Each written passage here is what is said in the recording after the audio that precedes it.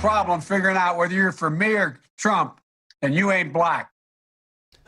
Well, presumptive Democratic nominee Joe Biden is still taking heat from that interview, his comments on the Breakfast Club. Biden may have apologized, and his supporters are standing by him. Just take a look at this headline. Washington Post opinion writer Jonathan Capehart says, quote, "Come on, Biden's 'you ain't black' comment was clearly a joke." Really? Well, Biden's comments may have come as a surprise, though. This isn't the first time that Biden has made these kind of gaffes. You remember back in 2012, Biden told an audience that included African Americans that Republican economic policies would, quote, "put you all back in chains." Just take a listen. Look at what they value and look at their budget and what they're proposing. Romney wants to he said in the first 100 days, he's going to let the big banks once again write their own rules. Unchain Wall Street. They're going to put you all back in chains. Well, maybe that was another joke there, but the jokes don't end there. In 2019, on the eve of Juneteenth, which is a holiday commemorating the end of slavery, Biden was speaking at a fundraiser, fondly recalling working with two segregationist senators, saying, quote, "I was in a caucus with James O. Eastland. He never called me boy. He always called me son. At least there was some civility. We got things done. We didn't agree on much of anything. We got things done." And then there are more of these so-called jokes. Remember this? Poor kids are just as bright and just as talented as white kids. Wealthy kids, black kids, Asian kids. But African Americans aren't the only area that Biden's made jokes about.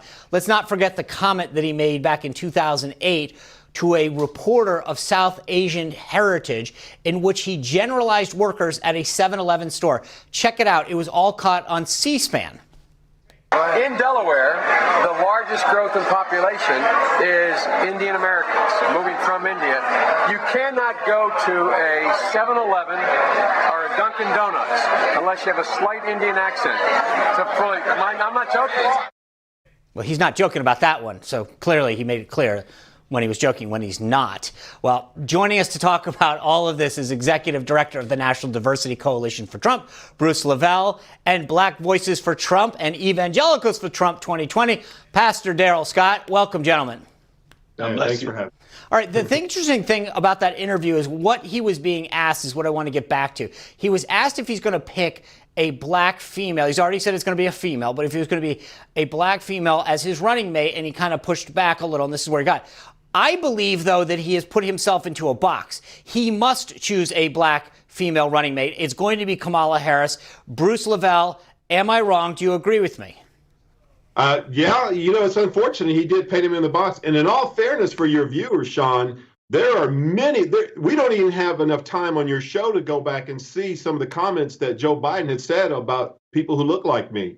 So that's just all fairness. But, it is sad because you're discounting other, potential qualified candidates. And I said before, they did some polling where the American people were pushing back, didn't really care about gender. So now he's painted himself to like, well, I better do this, or if not, they're going to storm my castle and burn it. Yeah. So, yeah, you're absolutely right. I think it will be someone like Kamala.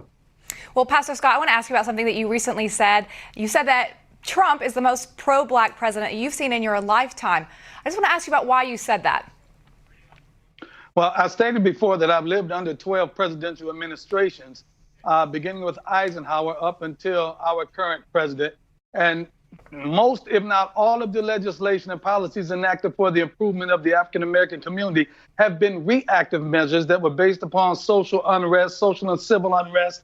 And President Trump has gone in a proactive sense. He's been the most proactive president in that his prison reform, his criminal justice reform, his urban revitalization plans, his opportunity zones, they are not the result of social and civil unrest. These are things that he did as part of his campaign promise of, what do you have to lose? When he was saying, what do you have to lose? What he was actually saying was, give me a chance and watch what I do. We gave him a chance. We now have positive accomplishments that he has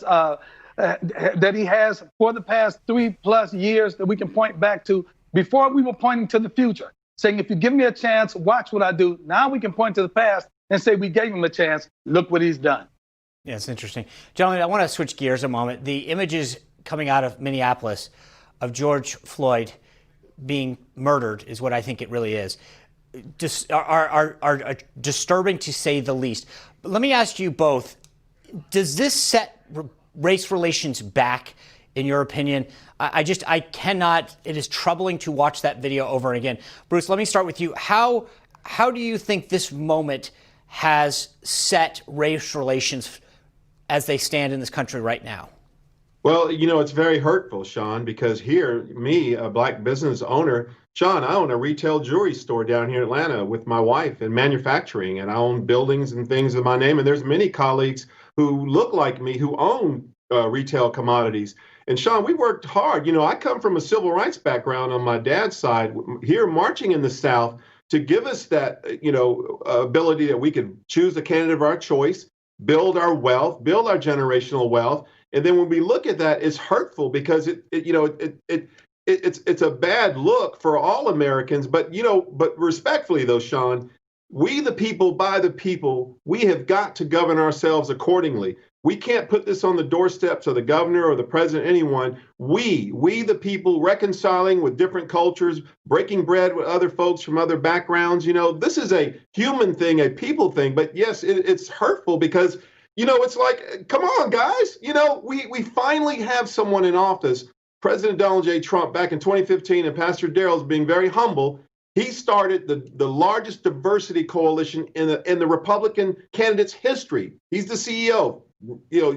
And we've morphed into Black Voices for Trump, Hispanic voice. The reconciliation is just profound under this administration. I'm like, come on, guys. We have someone that's like, we can do something with this. And when you look at this, she's like, oh my God, please don't set us back another 50 years. So yeah, Sean, it hurts, man. It hurts, but we're going to get through this. Yeah. Well, Pastor Scott, I got to imagine that people are reaching out to you in this time of trouble and trying to figure out how to make sense of it. How could God let a tragedy like this occur? How are you counseling people and helping them get through this difficult moment? What are you saying to them? Well, first of all, I want to revisit the question that you asked Bruce first. I really don't think this is a blow to race relations in this country, simply because there's equal outrage. There's united outrage on part of Black and white America to that horrendous event, the horrendous thing that happened to George Floyd. So I think that police officer that did that is not indicative of police officers nationwide. I think that everyone can look and see that this was an incident with this one individual and this one person who was Black. But I see equal outrage. I see just as many whites outraged over that, over the Ahmaud Arbery incident, over the Central Park incident, and even in the rioting. I see Blacks and whites out there rioting together. I see Blacks and whites out there protesting together. So I don't think that this is causing race relations to be set back. When people wonder about how God can allow certain things, here's what you have to understand. God gave mankind the power of free choice and free will. God will allow what you allow. If you want to hurt yourself, God will allow you to hurt yourself. If you want to help yourself, God will allow you to help yourself. God intervenes in his own divine timing, according to his own divine plan, but he gives human beings the power of free choice, and we suffer the consequences or we enjoy the benefits of the choices that we make. Well so said. we can put it on him. Thank you, gentlemen. I really appreciate you coming on and sharing your perspective with us. God bless you. Thank you, Sean. All right. Look forward to having you back soon. Coming up, tensions between the U.S. and China continue to escalate, and the U.S. is finally taking some steps to protect our national security. We've talked about this before. We've got our Asia expert, Gordon Chang, coming in to weigh in. And later, President Trump says it will be a day of reckoning for big tech companies that try to silence conservative voices. That's all coming up and more.